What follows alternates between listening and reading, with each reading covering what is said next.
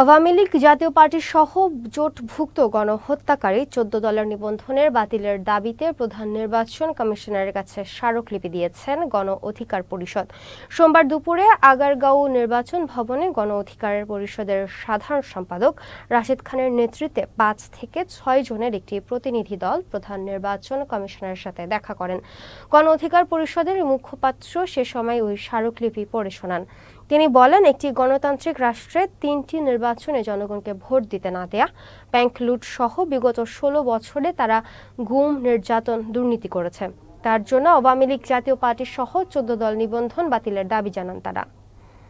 ফ্যাসিবাদকে বিদায় করে এদেশে ছাত্র জনতার নেতৃত্বে নতুন একটি বাংলাদেশ আমরা পেয়েছি।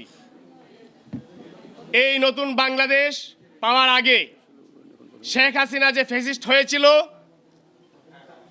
14 সালের ডামি নির্বাচন, 18 সালের নির্বাচন এবং 24-এর নির্বাচন, এই 3টি নির্বাচন আওয়ামী লীগকে এককভাবে জয়যুক্ত করার জন্য যারা সহায়ক ভূমিকা পালন করেছিল তাদের অন্যতম সহযোগী ছিল জাতীয় পার্টি। এই জাতীয় পার্টি